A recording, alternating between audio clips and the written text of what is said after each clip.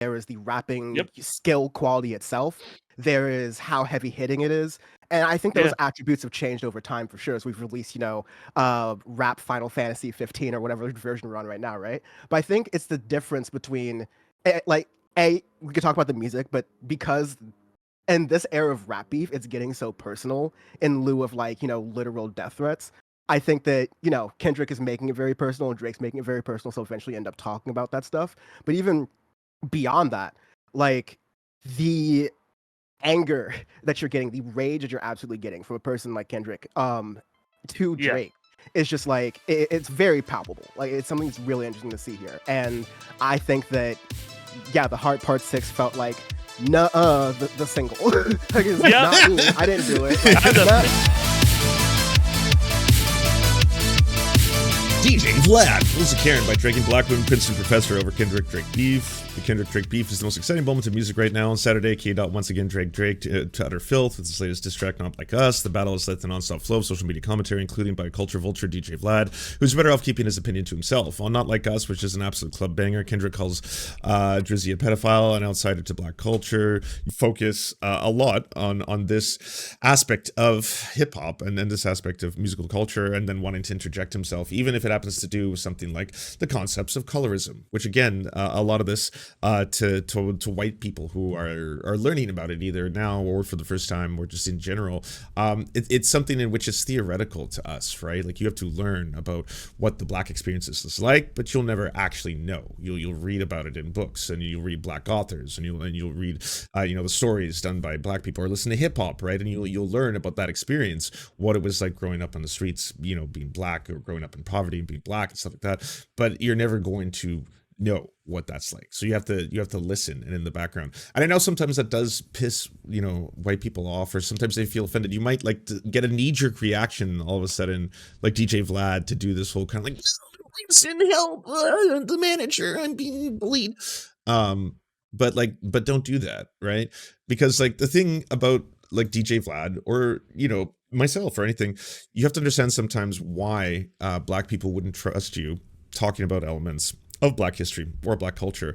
And that's because you can't trust white people. I'm not saying all white people, I'm not trying to say that. I'm just saying you can't trust white people forever. But I'm just saying that as a white person, you have the ability, and so do I, even though I'm multiracial, even though I've got an indigenous mom, I have the ability to revert back to whiteness, or to hide in the safety of whiteness, or to all of a sudden be like, oh, okay, yeah, but yes, no, yeah, I'm going to stay a little quiet right now because, as a white person, I might not actually get in trouble at this moment in time.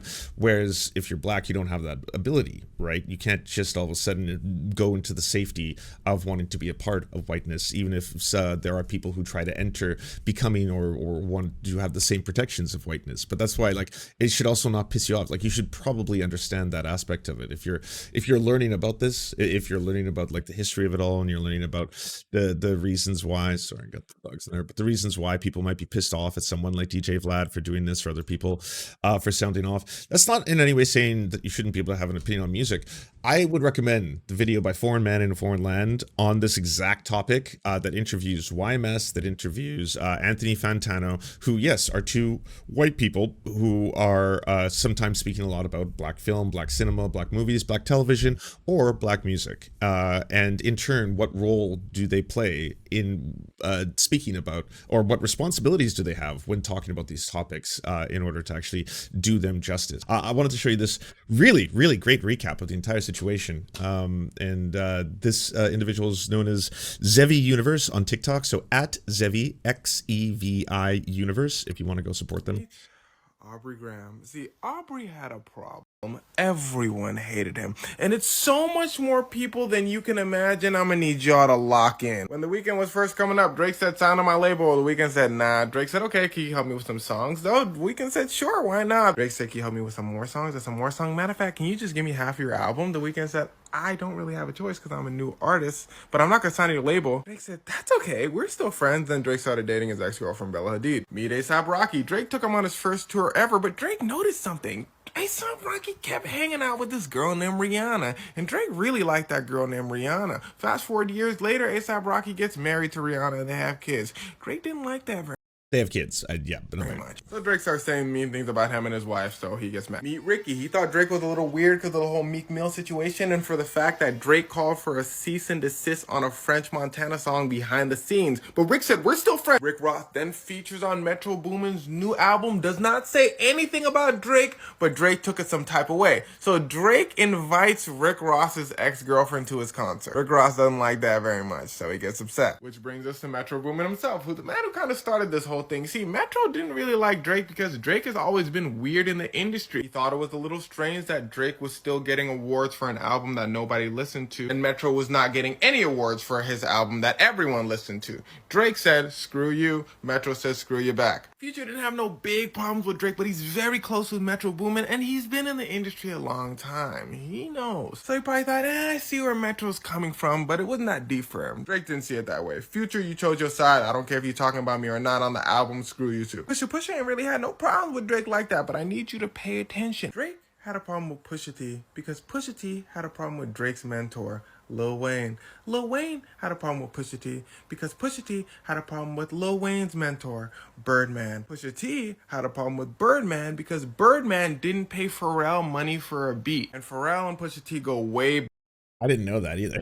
I was like, wait, Birdman's involved? No way. And then I learned something. Back to the days they weren't famous. Another trend you'll see in all these beefs is Drake inserting himself in a position he just doesn't need to be in. Like Megan Thee Stallion, she was having a problem with somebody named Jay Prince, Tory Lanez. Drake said, ooh, let me hop in. So Drake makes a song about her saying some crazy things. It gets wicked. He then gets mad at John Moran, starts to beef over a girl. He then starts beefing with Common, because Common dated Serena Williams, and Drake likes Serena Williams. He then starts beefing with A$AP. Did I mention him? He then starts beefing with Ye. It's always been a love-hate thing between them. But then when the Pusha thing happened, Pusha T is signed to Kanye's labels. They were close, so Kanye chose Pusha T's side. But then Drake starts getting close to Kim Kardashian. Kanye thought that was weird, so he says, screw you, Drake. He's also had beef with Tyga, Joe Budden, Jhené Aiko, Tinashe, Childish Gambino, I believe. A million people. But most of all, the people have always been a little annoyed with Drake. Fun fact, Drake as well as Kid Cudi and Kanye were the first people to make semi-nerdy cool in the rap game. Those three were in the forefront of rap is changing.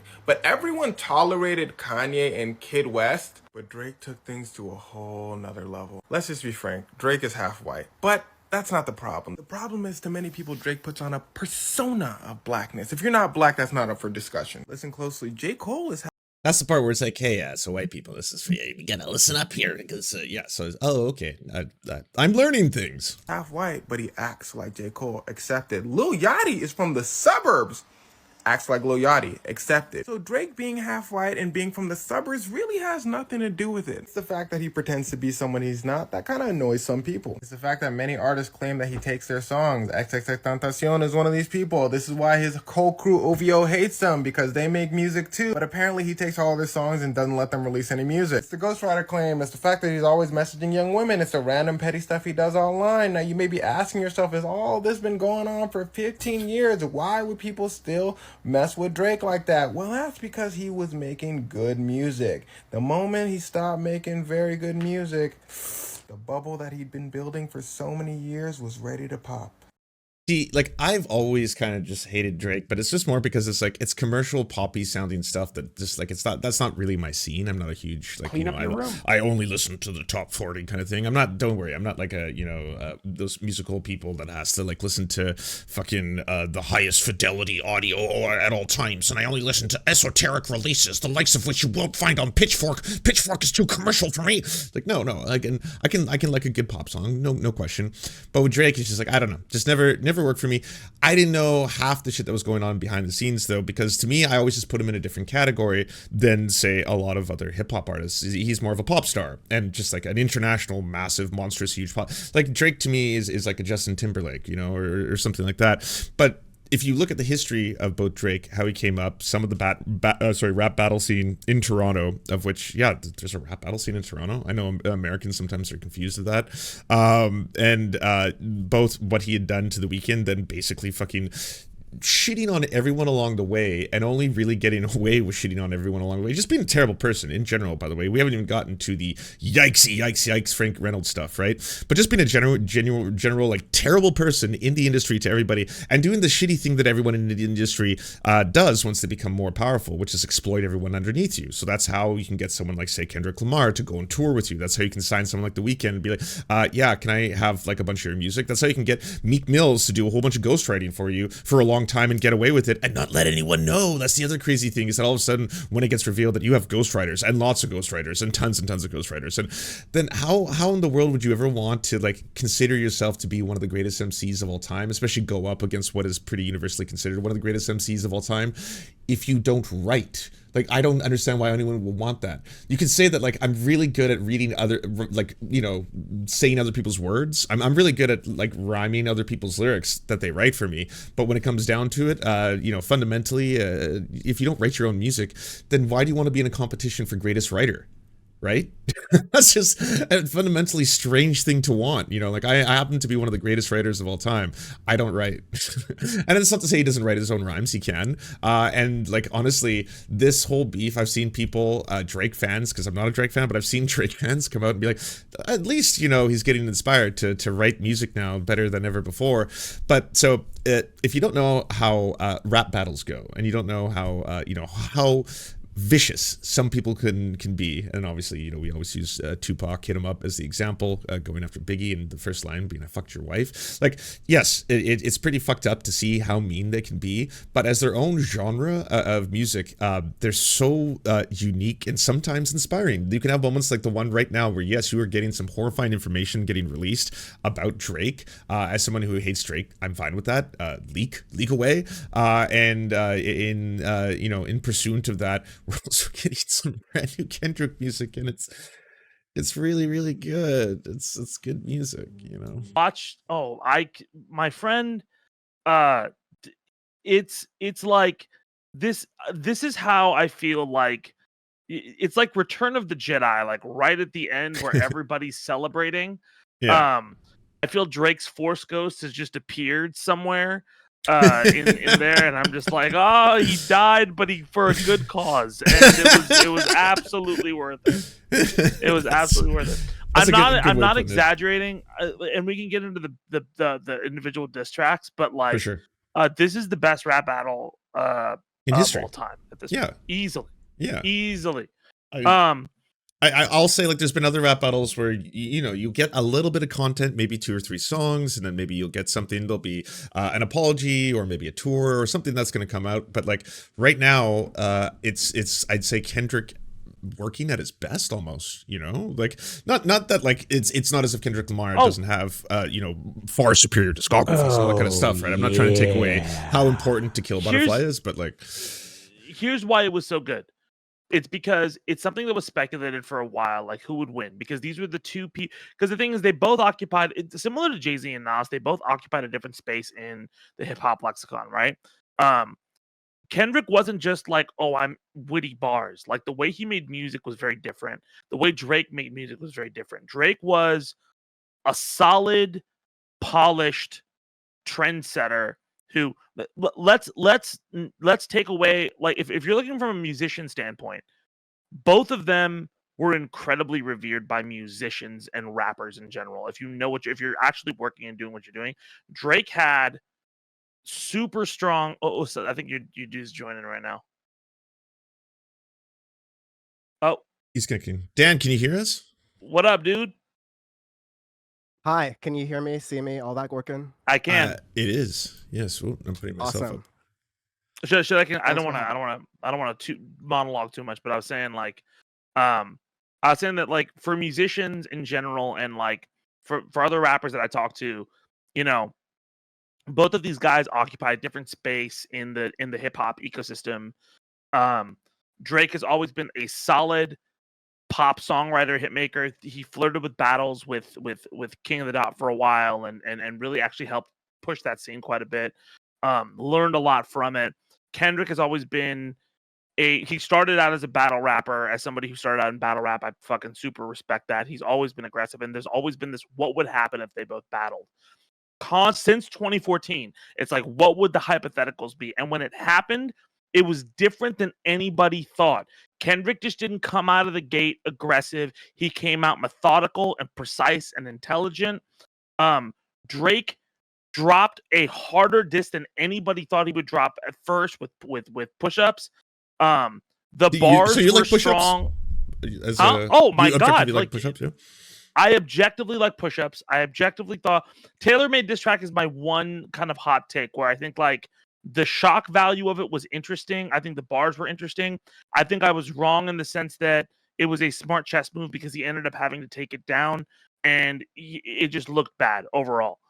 People were just not fucking with the AI on it. People were not fucking with the disrespect on it, and I completely understand that. It's so cringe. I gotta be honest. Well, There's so many moves that Drake has done that have been the most cringy shit I've ever seen. Did you see him put Kratos? Like, I will get my revenge. That's cringe. And also, the Instagram talking shows like a lack of understanding of what. Because I'm a just so who's the other person on the call? I'm sorry. This is Dan from the internet. Everyone, say hi to Dan from the internet. Joining us once again. Hi, Dan. Hey Dan, my name's Dan. My name's Zed. I'm a rapper and a battler. I had one really famous rap battle in 2018 and shit like that.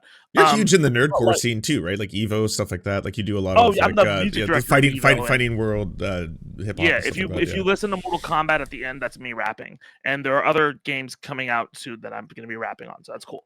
But like I'm telling you, like I thought.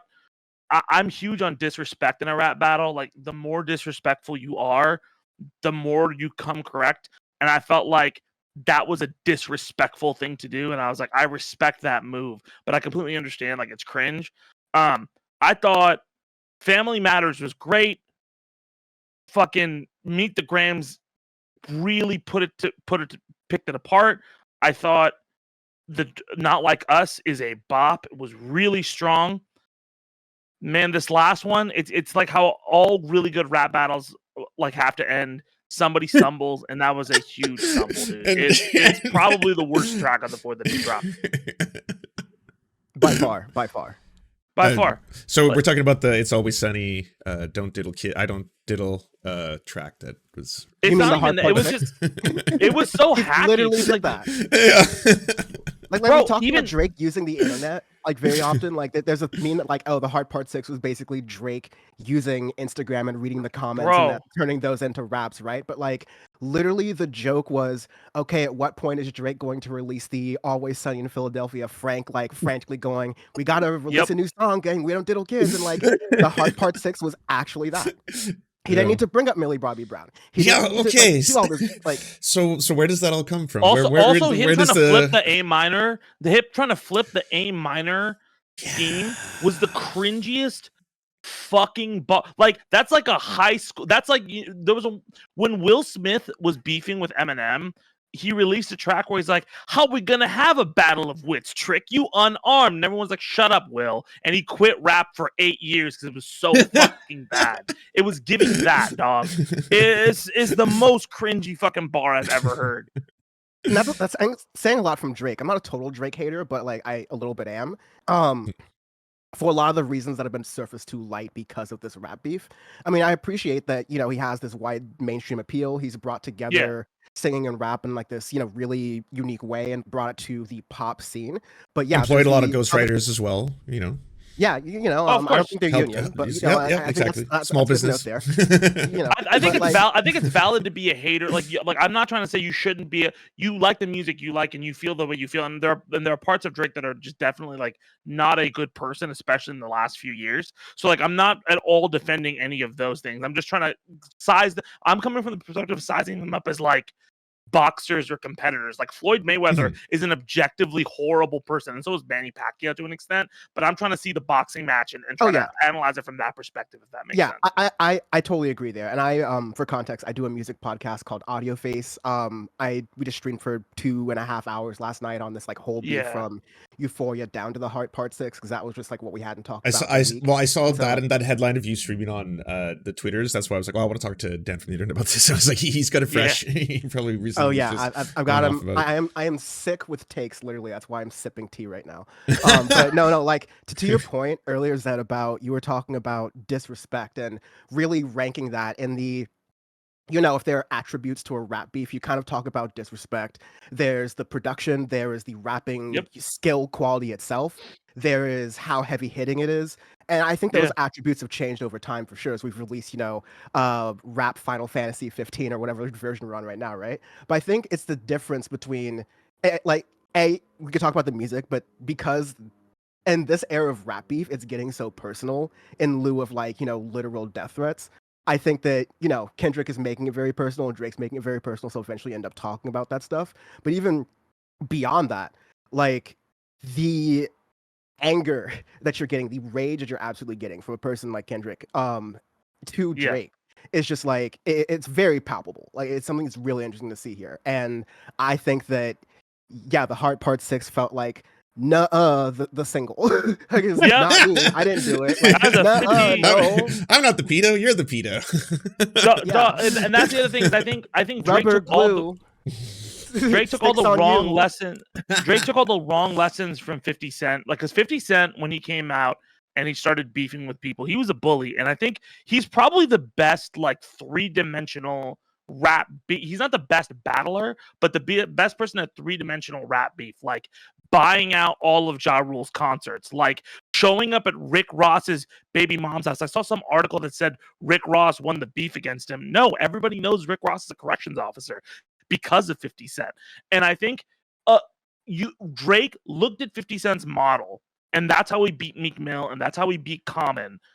But then he took all of the wrong things from that model, like all of the wrong lessons, and applied it to this beef, where every one of those lessons where you're posting an Instagram story, you're texting streamers like, I'm about to drop this red button, is the dumbest fucking thing you could do, because you're working with somebody who, one, waited 2 weeks and had shit in the chamber. So, and also the idea that like he planted the information, even if it was true, even if it was true, it's an objectively stupid chess move, because you essentially dropped a video. If you planted that info, you drop the video, you let him drop a song, and you let everybody in the public marinate with it for 2 days. And he dropped another song.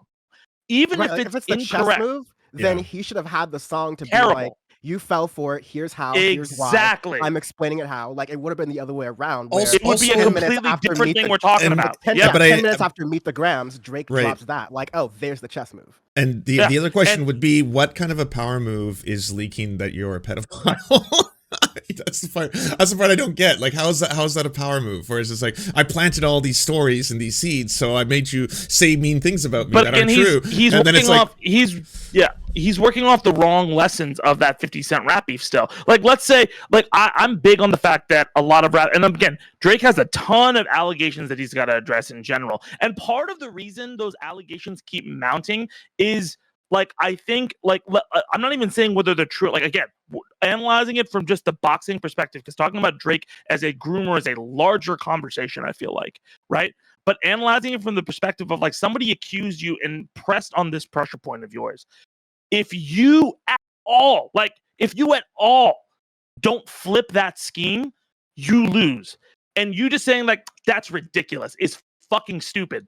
Kendrick, as you notice, hasn't addressed any of the things about him hitting Whitney Alford, mainly because other people are already doing it by Googling it, right? Drake has to address this. And also, Kendrick probably has flipped other accusations that Drake has made against him in the disses that he has. Drake could have easily flipped, like, he kind of tried to do it with the R. Kelly diss in the latest one, but it was so weak with everything that he was saying and just kind of focusing on, we planted this information. Also, why, when you get a diss track, are you like, hey, by the way, you're a pedophile and a groomer and you have a daughter? And they're like, I don't have a daughter. Yeah, like, everyone's really packing onto that. Like, first of all, and most importantly, I don't have a daughter. Don't think me some degenerate, because that was the, like, most, like, slanderous thing you said out of that entire song. So I just gotta get that out of the way. Yeah, like, there's no even So you're getting to a really important thing here. I promise, Lance. We'll let you speak here. I just got to make No, this last I brought you on as my guest. I want to hear your opinions, and also everyone Also, in the chat ADHD, said so if I they're talk too saying much, I'm sorry. they're saying your microphone is popping and crackling. You might have it plugged into the wrong port or something like that. I don't know what that is, but I'm sorry. Give me 1 second. I all right, apologize. Dan, speak Okay. inform. Yeah, but like it gets to this separation between when you're disrespecting, are you disrespecting the person you're battle rapping against, or are you disrespecting the culture? And that gets to a lot of like what Kendrick's angle in the battle rap is. And you can tell what I was about to say was like you can tell a lot of the strategy and especially the unforced errors that Drake is making just based off of, well, I joked about like if we could get the screen time, like the iPhone whatever screen time for both of these men over the past weekend, you will tell the difference right there. It's because Drake has moved the goalposts of like he's always going to have these micro responses in his Instagram stories, on his social media. He laughs about his hog getting leaked when he was on his private jet, like all of these other different aspects of Drake versus Kendrick, who, when he was doing the rollout from Mr. Morale, he was like, I've been dodging the pandemic. I've been dodging social gimmicks. I dodged the overnight activist. He's like, he's not a trends-based person, Kendrick Lamar, right? And so Yep. when Drake has himself as not only the pop star of rap, which is a little bit of Kendrick's critique there as well, you also have this issue where, yeah, Drake is going to have to answer to some bullshit TMZ things, but some really real like TMZ gossipy things. And I was doing some like, Google reverse research about the daughter thing specifically, and a Google certification. I'm sure you've talked about it a lot, Lance. It's fucking terrible, right? But Yeah. especially when you're trying to do reverse searches. But I was able to do one eventually, and I was able to look at gossip rags I usually wouldn't treat as primary sources, but these same rags that got the name of Adonis's mother correct before the story of Adidon came out. So this is like in 2015, the Pusha T diss, right? And so you had these articles describing the name of the mother, saying she was pregnant with the child, and at that time they thought it was going to be a daughter, but in that case, Drake eventually, like shut that away, and we know the rest is history. Those same outlets were reporting a little bit before then, like maybe 1 or 2 years earlier, of the presence of another daughter born to a woman somewhere like in Haiti or like, like the islands over there. And through like those, because you have those allegations out there combined with Drake's weird responses of, oh, I don't have a daughter, please. That's just like hearsay. It's like, I would be almost willing to believe that if it wasn't for the fact of how he handled the Pusha T thing and how that's on record with those same articles. And that's checkmate. Like that the fact of the matter, like it's on you if you get dissed to shake that shit off. And the fact of the matter is that you fucked up the Pusha T diss so unbelievably badly that this is believable. Like it's not like you've created an environment where this is believable, right? And like there are disses that Drake has shot at Kendrick that have hit, but like you're getting death by 1,000 cut. Like there's no, the fact that we even like that you're even like, could this be true? That's it. It's over. Like marginal. And the thing is also like the diss tracks are the same. I'm sorry. You go for it. But like Madden has so not Madden. It's just a Freudian slip. Drake has so many filler bars on these, right? Their Family Matters has bars that are fucking haymakers. I'm like, oh my god. The if you beat up on your like, is it self-defense because your girl is taller than you? Kendrick just opened his mouth. Someone go give him a Grammy right now. Like fucking smart ass, really strong punches. But they're ladled with all of these other kind of things that don't really hit. Whitney cheating is not a. It's been, you didn't recontextualize it enough. You think right? Kendrick Lamar cares about who Whitney's following or not following on Instagram? Bro, also that's like that, and again, I think it's a chess move, mischaracterization. But like, you're doubling down on these things that there's so many other pieces of information. Well, let me ask about that, because like for people who aren't as in tuned into this world as the two of you are, is there any validity to the accusations of Drake potentially trying to drop into the DMs of a whole bunch of underage people, trying to hook up with one of the cast members of Stranger Things, like all that and the same thing goes for Kendrick. Is there validity to the accusations of domestic abuse? And also, why? I guess my last question would be, why is Drake also trying to invoke strange things like the fact that Kendrick goes to therapy or has been open about his own mental health and things like that? I think that for Kendrick, I did a piece on Freestyle in the News about this, where it was like the whole thing with the domestic violence allegation.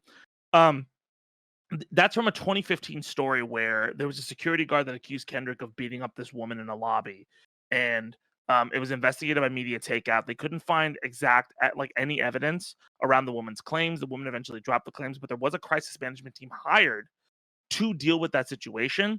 However, there's been it's been years since multiple people defended Kendrick on that. You can say what you want about specifically that instance, but that had nothing to do with Whitney Alford specifically. Also, Whitney Alford's brother has retweeted Kendrick's diss, and it seems like they're all on the same side there. So I don't think Whitney is at all siding with Drake on any of the domestic violence allegations. I think that's kind of far-fetched. To me, I feel like all of the stuff that you see with Drake serenading a girl who's under 17 on stage, and all of the shit that he said over the past few years, was the one on stage was the one where Drake talked to that woman afterwards as well, after the show? Because there's one of the ones that was on video. That. There's two. I saw there's Drake lyrics that have come out that have been about high school kids too, right. About 17-year-olds and stuff.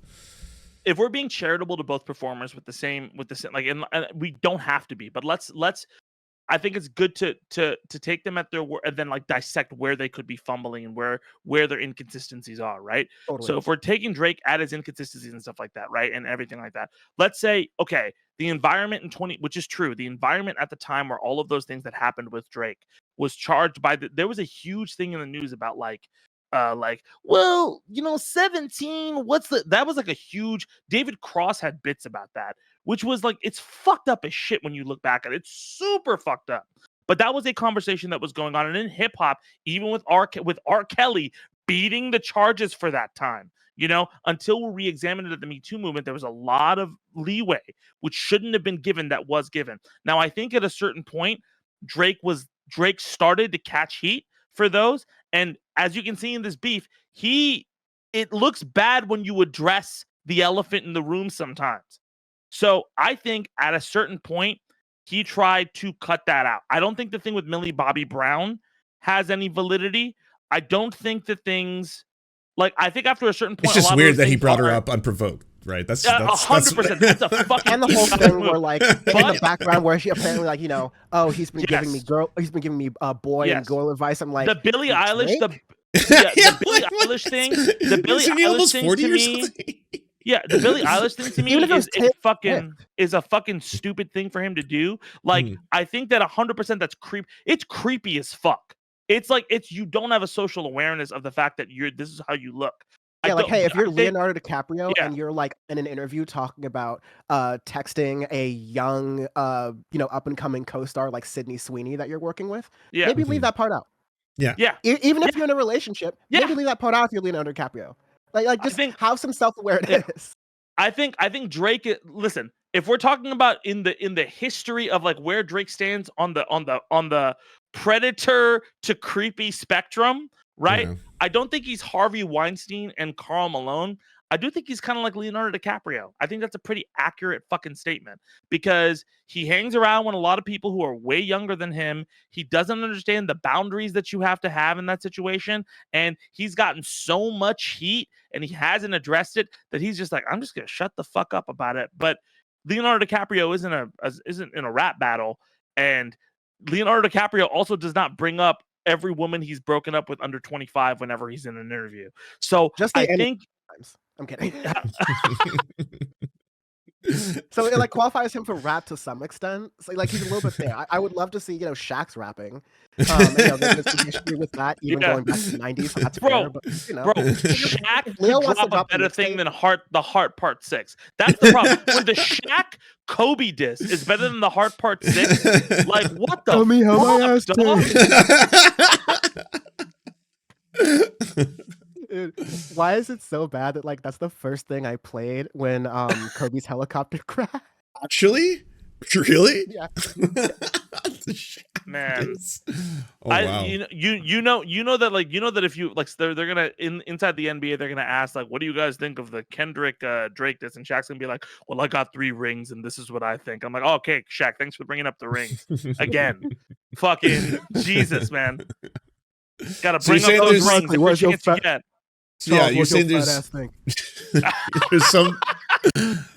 some validity to it. It's not he's got, because like to me it took a little googling, but it's like it kind of looks like he's got a lifelong history of being a creep, at the very least, to very yikes, how are you getting away with this? So then that brings up that line that he has where he's like, I could never have done this, I couldn't have diddled kids because I'm rich and famous. That's gotta fucking right defense. Like that's got to be one of the worst things I've ever heard. Yeah, right. Yeah, unforced error, totally. Because I mean the list goes on and on and on. I mean you invoked one of the people in that song, Epstein, who did get away with it for a long time. Yeah. Weinstein was invoked in the Kendrick song. Right, bro. Yeah. When he's addressing your Kendrick- mom, saying Yeah. you should die and get effed up in a jail cell for what you Listen, did, which is what happens to people who abuse minors. bro, and what's harder? What's harder? Yeah, in a did he diss, just right? happened? What's Yeah. what's the harder diss? Hey, you beat your wife. You're not like really a good person. Hey, you're a pedophile and you should fucking die. I Yeah. want you to die. Listen to me. You should be going to. You should be killed. Like how bad it is. That's it like fucking. That's Drake's diss was like the classic debate 101 thing of like, well, you can't literally present the question of, hey Kendrick, when did you stop beating your wife? That's a logical fallacy. If this is a high school debate, Debate Lord if this is a thing, Drake is going like, listen, the reasons I could not have done this are point A, B, C, and D, and they're like, okay, well, Kendrick, what do you think? I brought a gun here. Who wants to, that's what this fucking is. All He right? removed his ability to use a whole musical chord. He can't sing in A minor ever again. Like that's gone. That's gone. true. You just take that away from him. I wanted to say earlier that like the way you described it as, I forget you described it earlier, but the way Kendrick is kind of this beef is just like Drake is just, dancing and singing and going like la la la la la, and Kendrick is that guy who was like David Goggins at 2:15 in the morning doing push-ups in the park in fog, like push-ups, sit-ups, just nothing but jail workouts, and just like muttering to himself. Oh, I saw a TikTok. Where somebody said like, why would you fuck with? I saw a TikTok where somebody said, why would you fuck with this guy? He's doing jail workouts in a fucking Mervin's parking lot. Like, don't go near him. What are you doing? Like, you're an actor from Canada. Bro. We apologize, by the way. We sincerely apologize. We don't. I'm proud to say we no longer claim Drake. Okay, Drake lost his Canadian status. So every rapper in their brain, in their soul, is like, yeah, I can fucking take somebody. After the Kendrick thing, I like thought to myself like, man, I have to reevaluate how people approach battles. I have never heard a diss like Meet the Grams because it's a response. First off, it's a response that's immediate.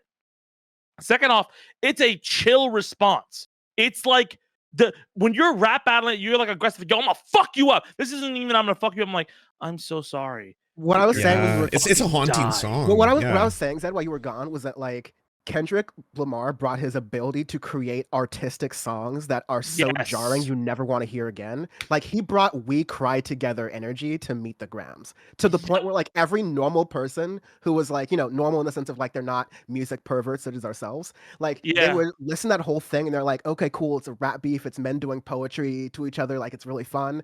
They would like be laughing and giggling to the whole song, like, oh, that's a diss, oh, that's a diss, and then they would just be utterly devastated and Dude. just like broken down listening to Meet the Grams, almost like those like Curb Your Enthusiasm episodes where like, okay, the bit is really good, but I'm exhausted by how Larry David is reacting to things. The It felt like reactions to that. these disses, like there's so like my favorite thing over the last few days has been the reactions to Meet the Grams dropping of people, because I went to the gym and I heard Family Matters dropped and I was like, oh fuck, he's dropped already. And I was so excited and I made a TikTok. I was like, dude, this is so fucking great. It's a battle. And then I called a friend and then I was looking online and then somebody said Kendrick dropped. And I was like, no, he fucking didn't. And I What? screamed. I did not work out for a minute that day. I listened to the track. I was screaming in my car with how fucking insane this was. And I was like, this is the best day in hip hop. The best day. Oh my god. Those reactions are like, look at the reactions. Look at the reactions to Family Matters. My favorite part of it was the RDC World, the Supreme Dreams, like that bit. You know, we know them from usually doing like NBA things, that the anime house stuff. Like they did the reaction to, you know, like Drake dropping Family Matters, you know, getting ready to party and everything. And then they're like, Kendrick dropped, and he's like, yeah, I know he dropped this morning. That's why I just released it. It's like, no, Kendrick dropped again. He's like, what? Yeah. my favorite is Kendrick in the room. He's like, all like, hey, Kendrick, do you want that? No, leave the lights off. I'm already uploading. Again, like, if you battle rap someone, Pusha T, we knew was going to bring an AK-47 to a gunfight, and Drake was like, you know, bring a knife. In both cases, like, you could argue Drake had better rapping, but part of rap battles, especially right now, if it's not like outward threats of violence to your life, it's what gets the social media trend, what gets like the hardest moment. And even the Pusha T diss, that was done over the production for The Story of OJ, a track by Jay-Z on 444. And that track was talking about how OJ had kind of shed his blackness to accept whiteness. In that time that he said, I'm not black, I'm OJ. He was trying to, you know, conform to the entire world. And so Pusha T was like, I'm going to use that diss, take the photo of young actor Drake in blackface, and I'm going to reveal that he's hiding a child from the world and that he needs to like clean his act together before he gets on, before he I still can't believe that's a real picture ever again. This time around, I saw the second one where he's like looking straight on. Yeah, where he's looking like, straight at the like, camera. That's worse. Wow, that's horrible. Dude, the story of Adidon is legendary. Also, oh fuck, what I had a really good point that I was gonna make about. I don't know if it was gonna be about Jay's. It was really fast. Because someone said this earlier, and I think it's important. Maybe you can like think of your point as well.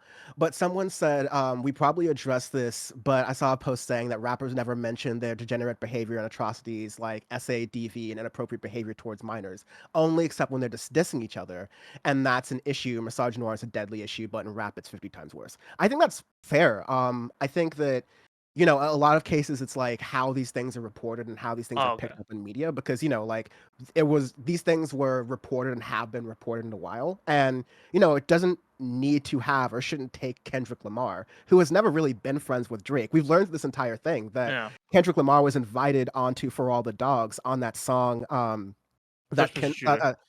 First Person Shooter that J. Cole and Drake did, as opposed to be like, hey, look, we're the big three of rap, it was great. And J. Cole, you know, friendly as J. Cole, is like, sure, Drake, buddy, I'll go join your song. And Kendrick Lamar's like, in the Avatar state, like, voice working, I fucking hate you, Drake. Like, of course he's not coming to that. Well, but the two things that I do want to bring up, though, with that is, like, he says on every single one of these songs, like, yo, this is a friendly battle, and you crossed a line. So I think there was something that Drake said or did that I know the two things that have been reported of that. He put out money to try to find information, and multiple other people who Drake has battled has said that he's put out money for information on other like rappers and stuff like that, which by the way is like which is like probably a stupid thing to do. Like you don't do you do your own research. Do your research if you're battling somebody. Don't put out money. Like don't put out a hit. Like that's a fucking dumb, especially against a Compton dude. That's the fucking dumbest thing you could have done. Secondly, I want to say the other loser nobody is talking about in this is Kanye West, because Kanye West put out the most trash diss song in all of this. Right, like worse than the hard parts. It was kind of hard though. Nah, Nah, that Wait, shit was dog ass. when did it drop? Like that shit was whack as fuck. First off, that was I think whack. to Lance's point is like that was the reaction that it has. Like, when did it drop? Yeah, I Yeah. didn't even know. I didn't. Well, Somewhere- I don't listen to Ye And anymore. then, Like, and then he went on a press I've been tour, checked out for a while. And then he went on a press tour to diss J. Cole. And with J. Cole saying nothing over 6 days, he has become like the, you know what? Maybe J. Cole was right. J. Cole was right the whole fucking time. I don't love that take, just because, again, I'm a person who ascribes a lot to pattern of behavior, maybe because it's like a legal bias thing, but I think, pattern of behavior can really tell a person. He backed out of his beef with Lil Pump with Kids on Drugs. He backed out of his beef with No Name.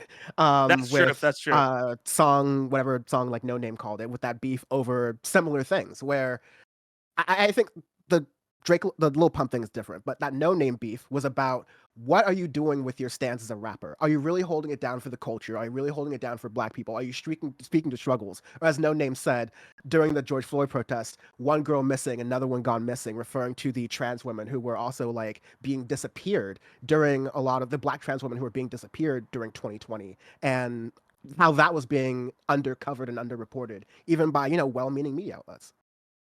Look, I understand that, and I understand that there is a aspect to J. Cole versus No Name in that regard. I still do think that J. Cole is like an art.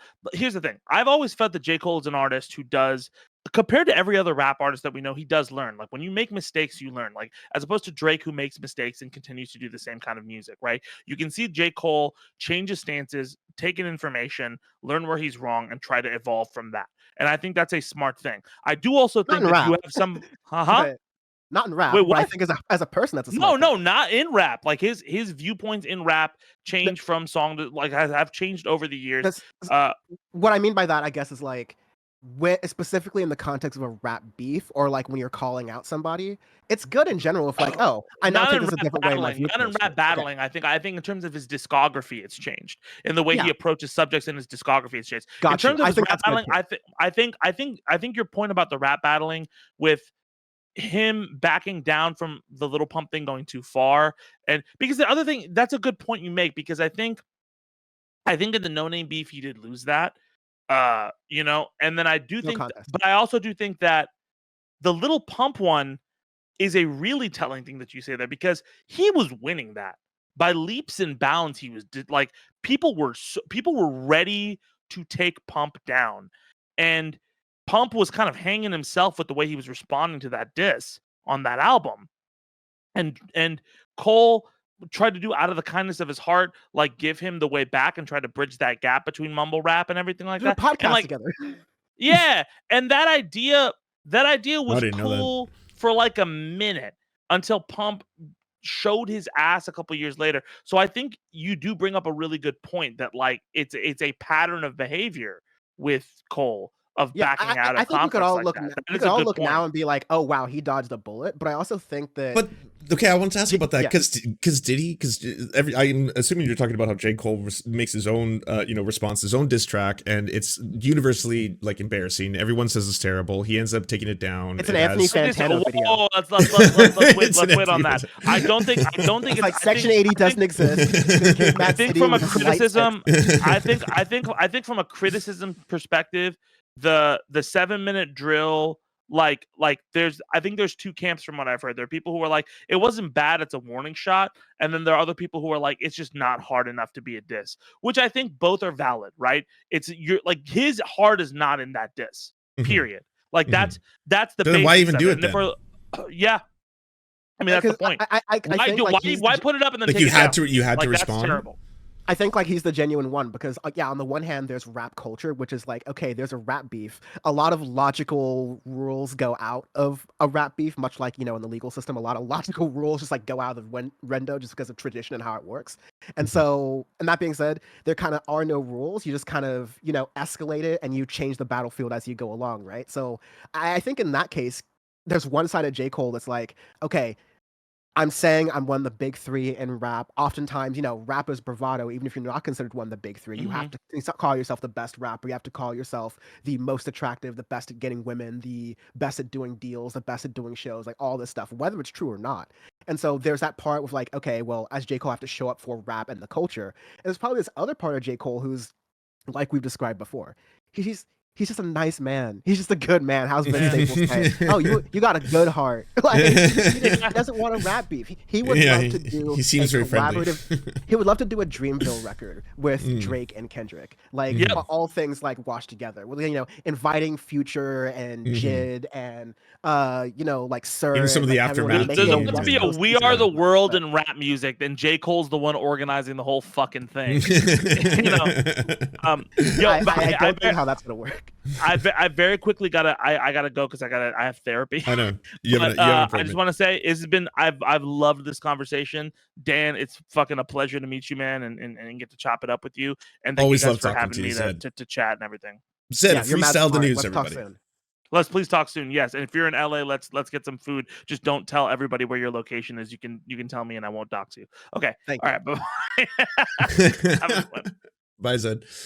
All right, so will I still have you for a little bit, Dan? Can I ask specifically when it came to that element of it, when you speak about the culture, obviously, and there's this element I'm seeing right now, and I don't know if you've seen Foreign Men and Foreign Lands news video, especially related to how there are white people in these spaces. Anthony Fantano's a big one. YMS is another big one. There's people like DJ Vlad, for example. There's a big difference between someone, say, like Anthony Fantano and DJ Vlad, who's often seen as a white person who speaks about black culture, but just done in a very kind of like, doesn't care about uplifting or learning or actually, you know, listening to black voices, but more just putting black people on a showcase, a spectacle, if you will, that kind of aspect of it, right? And I saw even recently, like someone told him, like, you know, you're not supposed to be commenting on this, and he went after a Princeton University teacher or something. It was like trying to dox her. Yeah.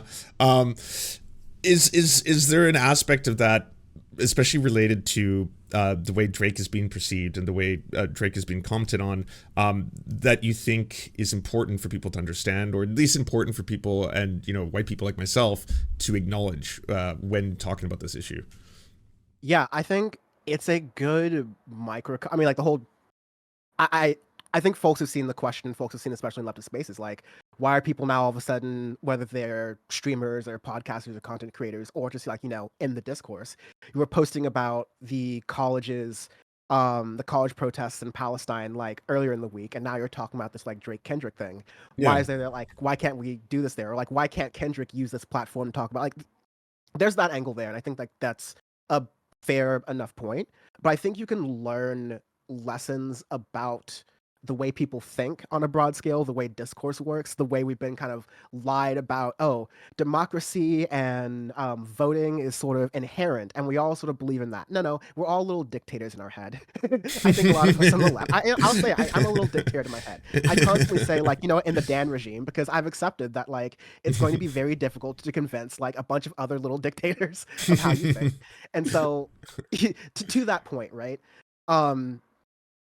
the way DJ Vlad responded to that Princeton faculty, you know, I think they're like a contract faculty, as a lot of faculty are, which is in itself a scam that Princeton does, that they can, you know, spend more money on, you know, admin and their endowments and hiking fees. Anyways, like, you can see in that reaction that DJ Vlad had of like, oh, you're trying to come for me in like a cancel culture kind of way and saying like what I can or can't say. I'm going to try to get you fired. I'm gonna cancel. I know. I'm gonna Karen out and cancel your actual job. I need to speak to the manager of the university, please. Drake talking to his white mom saying Rick Ross is racist and like posting the text messages as though that's a self-own. Drake saying, "Oh, Kendrick, you rap like you're trying to free the slaves in the blackest genre of music to ever exist." I thought that was the good It's like he's doing the disses himself, right? Like exactly. Like, yeah, there's the criticism that has long existed that, oh, Kendrick, he thinks he's all woke, he thinks he's all these things. I mean, he addresses it in Savior that, like, you know, he's not a savior, like, you shouldn't think of these people as idols. But I've actually read like academic papers by black scholars that talk about how Kendrick Lamar still upholds a lot of the classical neoliberalism and the problems therein, while at the same time talking about you know, prison abolition and the history of like slavery in the United States, and using that as kind of like the focus for his art and his poetry. But simultaneously, he has what, a $3 million diamond-studded Jesus halo, you know, that he uses for the cover itself, right? Like, is his activism rooted solely in just being a storyteller, and is that enough? Yeah, and I think that is fine. His talent is storytelling. His talent is not maybe organizing protests. And if it was, like, you know, there, I think organizing protests and organizing general is a very difficult thing. That's why, Jane McAlevey, who we know is not doing great in health right now, so all love to her. But like, um, she's written several books on organizing and how important it is, how much of a discipline it is, how you really have to focus on that aspect to really get onto it. But to get back to your first question about lessons to be learned, all the Drake fans are taking Kendrick's diss as, and it's one of those moments where, like sports, we can all see the exact same thing, objectively see the same thing. There's a score, like, elections. Like, there's a score. There are two numbers. One number is bigger than the other. Like, we're all seeing the same thing. So, like, that's But can you ever truly say that for music is the thing? Like, can you, like, don't get me wrong, lyrics, the downvotes speak for themselves right now on that track. It's almost more downvoted than it is upvoted. So you are right, actually. The maths are checking out here. But if it's just, sorry, go ahead. I'm sorry, I was going to say, like, even still, I don't, to that point, I don't take the, a lot of Drake fans say, well, look at how many, look at the numbers that Drake does on his music and on his albums, case closed. And I'm just like, those are not comparable.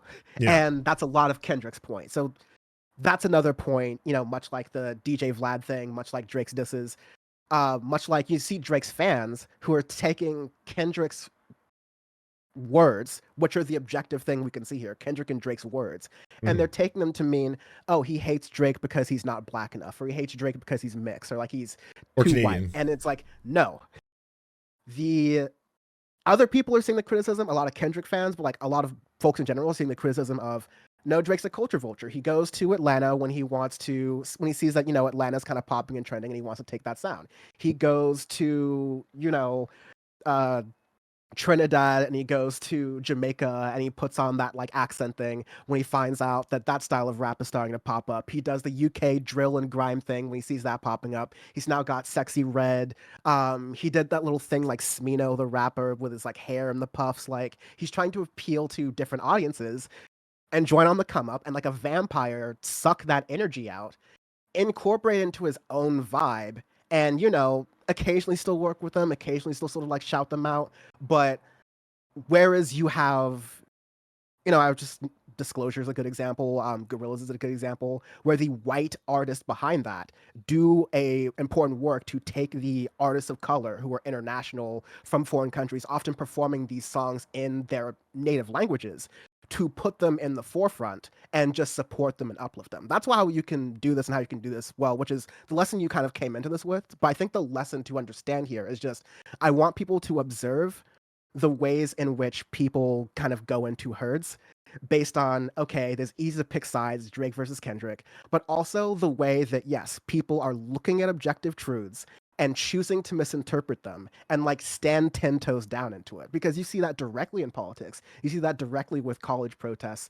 You see that directly with fights for reproductive access. It's people who have stuck their heels into something, and even if they know or they can see it's not true. I said, even if they know it's not true, or they see it like unraveling before their eyes, right? Like at a certain point, there had to have been a cutoff where, as a Drake fan, you're not willing to buy into a conspiracy theory or try to promote one, right? To be like, oh, this whole thing was a planted story and he fell for it. And like at a certain point, obviously, it's kind of like, but that's really silly because there's enough evidence to point to this not being planted. There's a lot of Drake fans out there right now at time of recording, and what was it? The Heart Part 6 came out last night. So yeah, there could be things changing minutes from now or days from now. Who knows? Mm-hmm. But yeah, I think that there's so many unforced errors in here, and you can see it just in the way Drake and his fans are responding to the situation that most folks can see is like, this is a cultural critique. This is a style critique. This is about the tenets of hip hop as a genre. I was listening to some of your stream earlier, but like hip hop as a genre of Black storytelling and historical storytelling, and something that folks of all backgrounds can benefit from. And honestly, at this point, folks from all backgrounds will see themselves in. Like, there's some Filipino rappers, there are some indigenous and First Nations rappers. Like there's Yeah, I every was talking style about of the rap. Snotty Nose Res Kids earlier, and they've got a new song called BBE, and it's Big Braid Energy, and like obviously it's pulling on both black culture and some of the same slangs that are being used, but like it's an awesome track, you know. And that I think a lot of the best indigenous and native rappers I know or I've talked to, they acknowledge that first and foremost, that this is a black art form and that we are, you know, contributing in one way to another. But we need to both, you know, be respectful of that, and a lot of it, because it's so rooted in rebellion, is one of the reasons why we, you know, as indigenous people, maybe were drawn towards that style. Yeah. It's why you see a lot of people of color in punk scenes, because like that's a lot about rebellion and a lot of that. You don't see that in photos, but I know a lot of black punks. I know a lot of Latino punks, especially in the LA area, especially the locals. Like not so much the transplants, but definitely the locals. You have that punk scene here, and you always have. So yeah, I think it's just a moment to where even if you're not really into it, it's a really interesting way to see how people's brains work and just take that lesson and go, this is music. Imagine how people's brains work on like the average political issue where people have taught themselves, rightfully or not, that the stakes are higher. And, you know, you just have to like factor that into your political analysis that like this person, and this has been something that I've been doing politics for as long as I have, like throughout the different places I've been. It's been freeing to know that, oh, the person I'm arguing with, A, might be like 14 years old and just like not have any sort of political context or knowledge, which is totally fine. Yeah. But like if you're arguing from the stance of you know something, regardless of your age, it's like, oh, there's no point in arguing with someone who's not willing to hear out information that may put them in a situation where they have to be like J. Cole, they have to be a little bit humble or something. And you start to realize that that's the true red pill blue pill thing. Once you get that, and once you see that that's how the most people are just taking in information, like it's team sports, you start to go, okay, that's noise. Here's where I can effectively organize or support organizing on the left. And here's how, while I'm in those organizing spaces, I can sort out the noise and I can sort out the people who are not, you know, using their best critical thinking skills in certain moments versus, you know, keeping your eyes on the prize. I think it's more of a lesson in the mechanics of these things versus like you can see something in the culture here. But yeah, I could talk for another hour even with my like stuff. Well, I was going to say, you actually, you took this and you took what was like based on that Rolling Stone commentary, something that people think is a waste of a conversation, and actually give it some real gravity, because you're totally right. When it comes down to it, I've seen the same patterns in the way people are treating this entire story and whether or not you're even supposed to take it seriously, or it means everything. Like it's literally your entire world focus, right? I've seen that done for so many other kinds of stories or beefs, or everything from like the Taylor Swift NFL stuff, right, all the way to real life stories, like you said, the kids protesting the genocide in Gaza, and actively doing that. Okay, can I ask you one or two last questions? So I do want to know is do you think Kendrick's gonna release a song, a response to the response? Because at this point, I don't even know if you have to. Because I kind of like, I feel like you could just walk away from it now and be like, yeah, or I could release, or it could be released in 12. Like there could be an entire album that drops tomorrow. Yeah, so top level, from the Control era and the like XXL like covers when Drake and J. Cole and, you know, folks like Big Crit and others and Kendrick were started to be seen as like, okay, these are the ones in rap to start looking at and start watching, as the you know, Lil Wayne, 50 Cent, you know, T.I. era of rap of the 2000s was sort of ending and you were entering in a new era, right? Kendrick has always kind of been like, no, I'm going to assert myself as number one. To, you know, I think what could have been maybe perceived as like a normal version of rap bravado, like I've described beforehand in other cases before. Like, you know, Logic says he's the best rapper of all time. Yes, yeah, everyone does. And, you know, there's some good beats. Like that's part of rapping. Like you got to say you're the best rapper of all time. And thankfully, there's different valences of people, and so I value wordplay and humor in rap, and so I think MF Doom's a great rapper, but that's kind of become a meme for white boys now. Yeah, that's true. Like, that is also true. To be fair, white people discovered MF Doom much later in life, I think. You know, it may have been like a Gorillaz album or two, and then they were like, who's this guy? But thankfully, there's still like black enough lyrics. Howdy everybody. I just wanted to let you know that for the cost of a cup of coffee, you can unlock bonus uncensored episodes of Mind Explosions by going to patreon.com/the Serfs. Our videos couldn't exist without your support, and all our content is released early to our Patreon subscribers, as well as a ton of extra content you can't get anywhere else. Please like, subscribe, and thumbs up this channel. And if you're feeling extra perky, share it anywhere you think people would like to see or learn from our videos. Thank you so much for watching, everybody. We first want to give a shout out to everyone who makes this show possible. This program is produced thanks to the generous support of our Patreon supporters: Anna Loves Riley, Arian McCarthy, Cheryl Alvarez, Comrade Junkie, Doug Caddy, Everything Important, Hagbar Celine, Jimmy Sombrero, Multi Mondi, Omni, Peanut Butter Blondie, Political Poppy, Preston Kroll, Quiet 185, Richard Bomey, Riley and Anna, Roller Dragon, Ruby, Cernicus, Stellar Gwyn, Sebastian Demmel, Travis McClinton, and Words Greenwood. As well as every other person you see on the screen right now, this show would not be possible without them. And if you want to join these wonderful people who make this entire program possible, simply go to patreon.com/theserfs and you can unlock uncensored and bonus episodes and, help us exist.